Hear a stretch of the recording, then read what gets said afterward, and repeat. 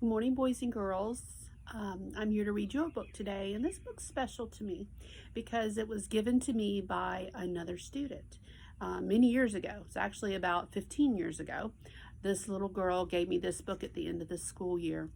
Her note on the inside that she wrote right there says, "The bears will forget, but I will never forget you." Boys and girls, I love that little girl, and I love each one of you. Teachers really do fall in love with their students, and I miss you guys. The story of this, the title of the story is called The Forgetful Bears. That's why she said she'd never forget me. Our author's name is Larry Weinberg, and our illustrator's name is Randy Cecil. So we're going to see what happens in The Forgetful Bears. I think I'm going to have to read and then show you the picture. So we'll do that because it's kind of a big book. One spring morning, Miss Forgetful woke up and went to the window. "What a beautiful day," she said. "Wake up, everyone. Let's go to the country and have a picnic." "Hooray!" shouted Sally and Tommy Forgetful. "We'll make the lemonade."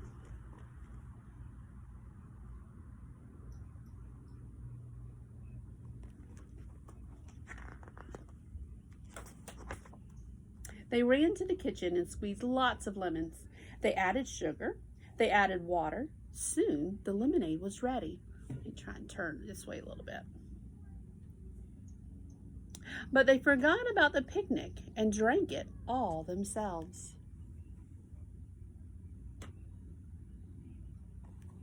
So they made the lemonade, but then they forgot why they made the lemonade for the picnic, and then they drank it.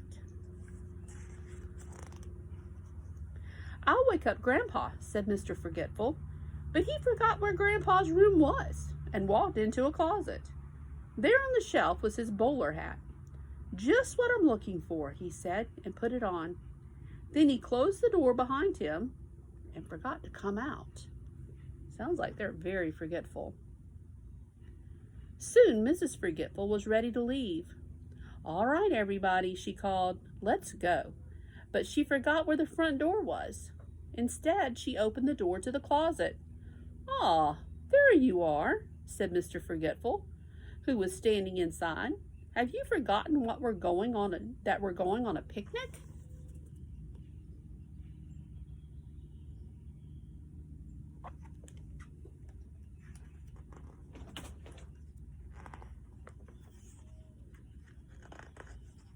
I'm having trouble turning this page.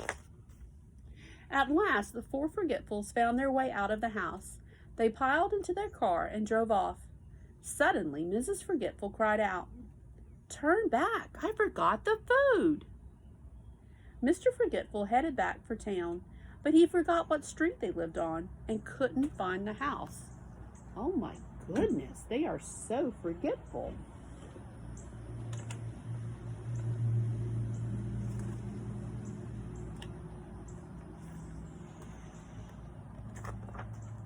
Finally, Mr. Forgetful suggested they look for their house on foot. They walked up one street and down another. "There's our house," cried Tommy Forgetful. "No, our house is red," said Sally Forgetful.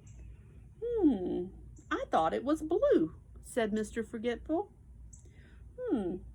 "Well, maybe we've moved," said Mrs. Forgetful. "I'm tired. Let's go back to the car." But where was the car? No one could remember.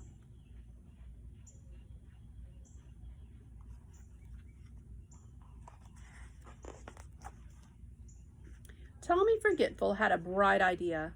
"Let's split up," he said. "Each bear will walk in a different direction. The first bear to find the car will honk the horn and let the rest of us know where it is."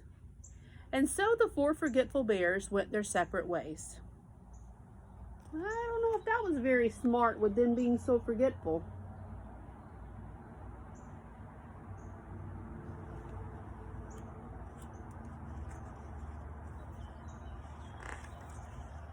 Mrs. Forgetful walked down a street where there were many stores. A supermarket sign said, "Big sale today." She forgot about the car and hurried inside to shop. Sally Forgetful walked down another street where there was a park. She forgot about the car and sat down to rest. Tommy Forgetful came to a bus stop. He forgot about the car and hopped on a bus. Mr. Forgetful kept walking and walking. He forgot about the car and walked straight out of town.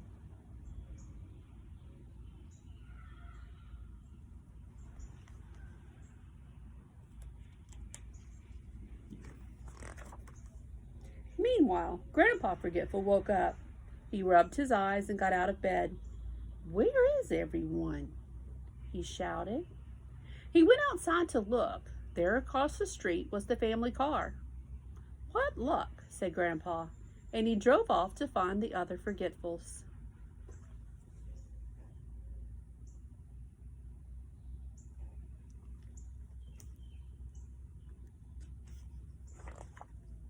Soon he saw Sally Forgetful asleep on a bench. "Poor child, she's tired," he said to himself. He stopped and carried Sally to the car.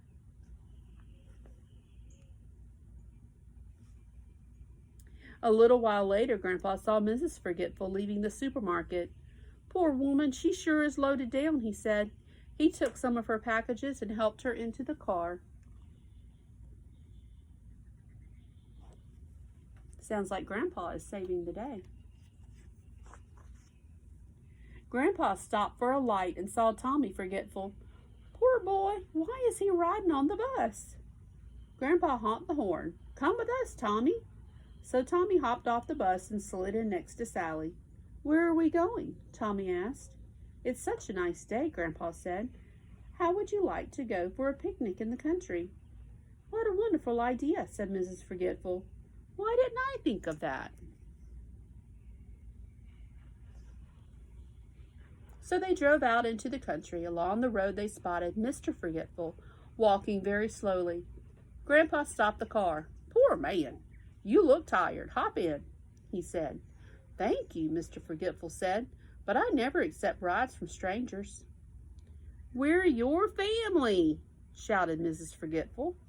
"I'm your wife, and this is your son, and this is your daughter, and this is your father." "Well, in that case," said Mr. Forgetful, "I guess I will get in the car. But don't tell me your names. I'm sure they will come to me."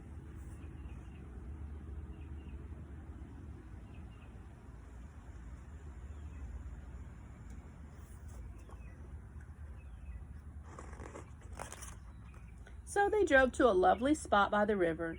They made sandwiches from the groceries Mrs. Forgetful had bought, and they all had a wonderful time. And there they are having a picnic in the country.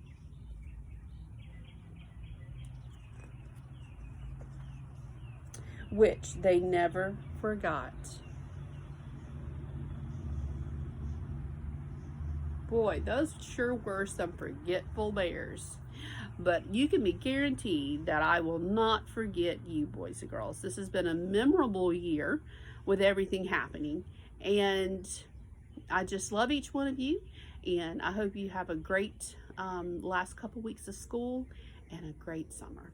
Okay? Love you guys. Bye-bye.